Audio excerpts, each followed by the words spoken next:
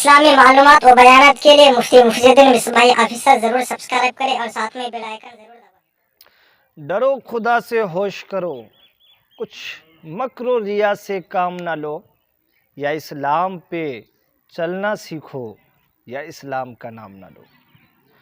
معزز ناظرین، ہر صدی اور ہر دور میں قرآن کا محافظ و نگہبان اللہ تبارک و تعالیٰ کی ذات ہے۔ یہی وجہ ہے کہ 1400 سال سے زیادہ کا عرصہ اور زمانہ گزرنے کے بعد بھی قرآن مجید کے ایک حرف، زبر، زیر، پیش، مد اور یہاں تک کہ ایک نقطہ میں بھی گردش دورہ، گردش لیل و نہار اور زمانے کے تغیر نے تبدیلی نہیں لا پایا، کیونکہ اللہ تبارک و تعالیٰ نے قرآن مجید میں اس کی حفاظت کا وعدہ اس انداز میں بیان فرمایا ہے کہ اِنَّا نَحْنُ نَزَّلْنَا الذِّكْرَ وَإِنَّا لَهُ لَحَافِظُونَ، کہ بے شک اس قرآن کو ہم نے ہی اتارا ہے اور اس قرآن کی حفاظت خود ہم ہی کرتے ہیں۔ اس آیت کی تفسیر میں تمام مفسرین کرام نے فرمایا کہ اے حبیب صلی اللہ تعالی علیہ وسلم، بے شک آپ پہ یہ قرآن ہم نے اتارا ہے اور کمی بیشی، زیادتی، تحریف، تبدیلی سے اس قرآن کی حفاظت خود ہم کرتے ہیں۔ معزز ناظرین، اس قدر واضح اور روشن انداز میں خدائی وعدہ ہونے کے باوجود بھی کسی شخص کا یہ کہنا کہ خلفائے ثلاثہ رضوان اللہ تعالی علیہم اجمعین نے اپنی طاقت بڑھانے کے لیے قرآن مجید میں 26 آیات کا اضافہ کیا ہے، یہ سراسر جہالت اور اسلام دشمنی کی حد انتہا اور ارتدادی فکر و ذہنیت کا برملا ثبوت ہے۔ واقعہ یہ ہے، آپ بھی جانتے ہوں گے شاید، کہ کچھ دن پہلے بدنام زمانہ وسیم رضوی نے قرآن مجید پر حملہ کرتے ہوئے سپریم کورٹ میں ایک عرضی اور پیٹیشن داخل کیا، جس میں اس نے کہا کہ قرآن مجید کی یہ 26 آیات ہے جس کا اضافہ خلفائے ثلاثہ رضوان اللہ تعالی علیہم اجمعین نے بعد میں اپنی طاقت بڑھانے کے لیے کیا۔ حالانکہ یہ بات بالکل بھی صحیح اور درست نہیں ہے۔ یہاں تعجب اور افسوس کی بات یہ ہے کہ جس شخص کو اردو زبان ڈھنگ سے بولنا نہیں آتا ہو، اردو زبان کے قواعد، گرامر اور اس کے اسرار و رموز سے ناواقف، بے آشنا اور جاہل ہو، ایسا شخص قرآن مجید کی آیات پہ جسارت کر رہا ہے، جو کہ فصاحت و بلاغت کے غایت درجہ اعلیٰ منزل پر فائز ہے، کہ جس قرآن مجید کی فصاحت و بلاغت کے سامنے مشرکین عرب کے فصیح و بلیغ شہسوار بھی قائم نہ رہ سکے اور قرآن مجید پر صحیح اعتراض نہ کر سکے، ان کی آیات میں کسی طرح کی کوئی کمیاں نہ نکال سکے، جبکہ یہ ان کے لیے سب سے زیادہ آسان تھا کہ وہ قرآن مجید کی آیات میں کمیاں نکالتے اور ان کی آیات میں اعتراض کرتے، لیکن وہ بھی اس سے عاجز رہے۔ لیکن یہ شخص ہے کہ جس کو اردو زبان ڈھنگ سے بولنا نہیں آتا، یہ قرآن مجید کی آیات میں جسارت کر رہا ہے، اور ان کا حال تو یہ ہے کہ یہ اس قدر حواس باختہ ہے کہ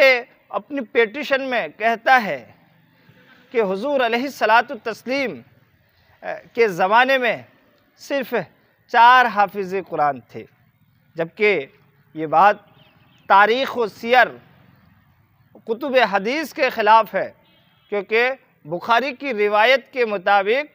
صرف بیر معونہ کے موقع پر 70 حفاظ قرآن شہید کیے گئے، اور اسی طریقے سے شرح مسلم للنووی میں ہے کہ جنگ یمامہ میں، یعنی حضور علیہ الصلاۃ والتسلیم کے زمانے کے بعد حضرت ابوبکر صدیق رضی اللہ تعالیٰ عنہ کے زمانے میں جنگ یمامہ میں بھی 70 حفاظ قرآن شہید کیے گئے۔ اس سے معلوم یہ ہوا، پتہ یہ چلا کہ مسلمانوں میں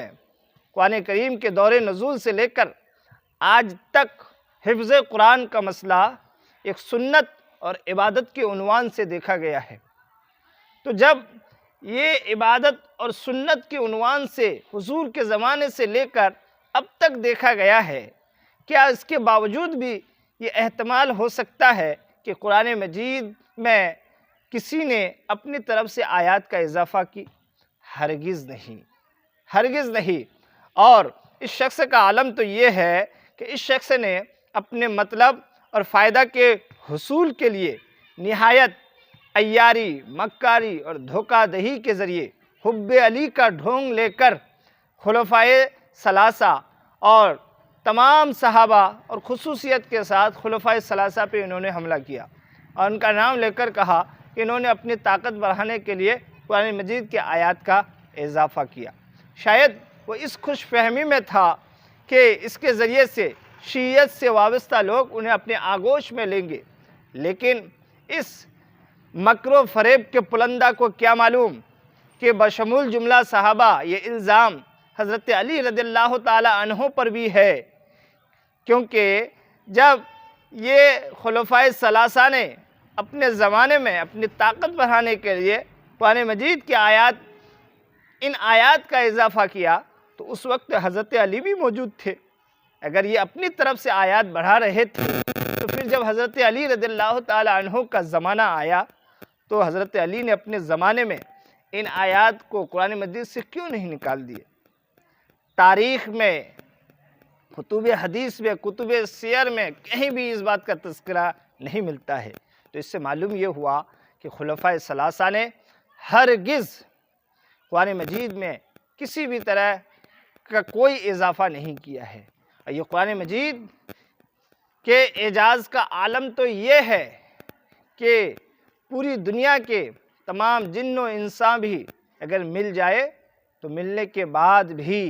قرآن مجید کے ایک چھوٹی سی سورت اور ایک